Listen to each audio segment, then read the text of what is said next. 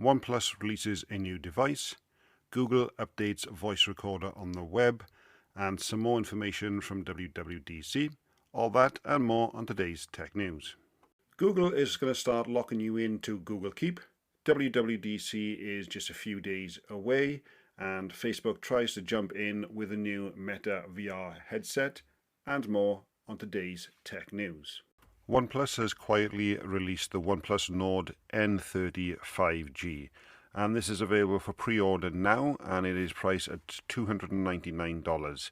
And for that price, you're getting a 6.72 inch display with a 1080p LCD display with 120 Hz. There is no fingerprint under the display for that price either. Instead, OnePlus have opted for a side-mounted solution. And under the hood then you're also getting a Snapdragon 695 chip, 5 gigs of RAM and 128 gigs of storage. The phone is running Android 13 out of the box. They haven't said how many updates they get, but in previous times it looks like OnePlus have only given one update on there. So for that price you're not going to be getting an awful lot with updates on security or the latest features. There's a 5000 milliamp hour battery and a 50 watt wire fast charging. There is no wireless charging, but there is a charger brick in the box as well. Now, with regards to the camera, you've got a 108 megapixel Samsung sensor partnered with a pair of 2 megapixel sensors for depth, capture and macro lens. Zoom max out at 6 times, and there's also a 16 megapixel camera on the front as well. So for that price, it is obviously a reasonable device, but just to be aware that you're probably not going to get a lot of updates, especially on the security and features at any point. Google has updated the Pixel Recorder web app with editing capabilities. So previously you were able to listen, read transcripts and share via a link. You could download the audio, you could delete and search recordings, but now you're also going to be able to edit the recordings using the scissor icon that you can only do on the phones and obviously soon to be the tablets. And then with that one you'll get highlighted and transcripts of the audio waveform, so you can crop and edit on the go as well. This is a welcome feature. In the past I've used the recording on the web for the basic, just trying to share things like that and just to listen and play back some recordings if I wasn't able to do so on my phone, if I was at my computer and things like that. So the editing is a nice little touch from Google. WWDC was yesterday, and obviously all the tech blogs are having a field day covering everything that Apple released, including the new VR set.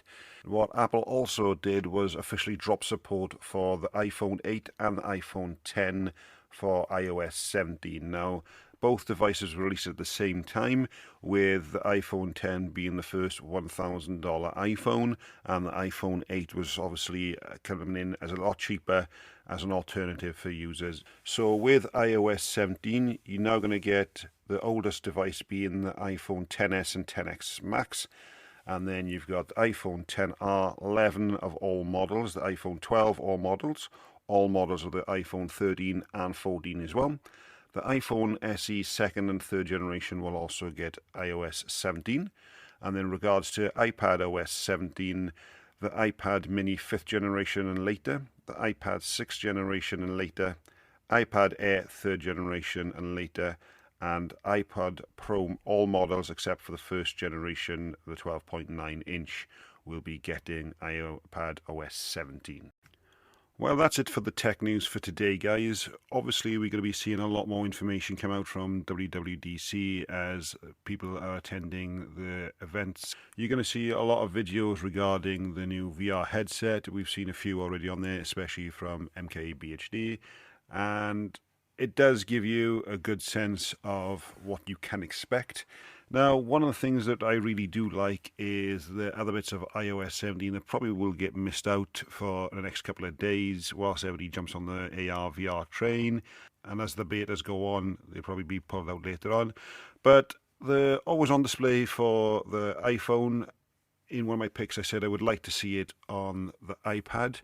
However, looking at the moment as people who are trying the betas, it does look like it's available for all phones that can run iOS 17, but it only stays on for about 20 seconds. Obviously, with the iPhone 14 with always on display, then you can have it always on.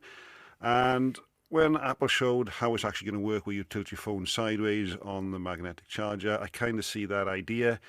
Personally, I like a dark area when I'm trying to sleep, and I do have a Google display in my room, but in fairness, that red colour it has for the time is really dim. So that's the only light I really have in there. So I'm not too sure how it's going to look on the phone. So we'll have to wait to see on that one. Now, obviously, betas do change. So that 20 seconds may change for other devices. It may not. But that's just what we are seeing at the moment. And something else that I've also thought over time as well is that voice screening that they've got going on there. So it's basically what Google offers, the call screening option. And it's good to see these companies take ideas from each other so we all win. So it doesn't matter if you have an Android or an iPhone, you're going to get some of these features. So competition is really good. But yeah, it's interesting, and we're probably going to see a few over the next few weeks as people uncover new things as the betas go on. This is your yearly warning that obviously betas do carry bugs. Currently it's available for developers, although there are several workarounds that I've seen people using, and then the public beta is going to be next month. If you do rely on your device every day, I would hold off for a while because obviously betas are unstable.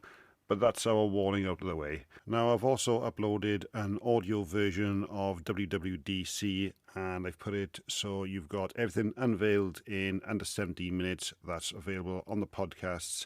Links will be in the description, and I've also put it on YouTube as well. So make sure you guys check that out. So thanks for listening, and I'll catch you on the next one.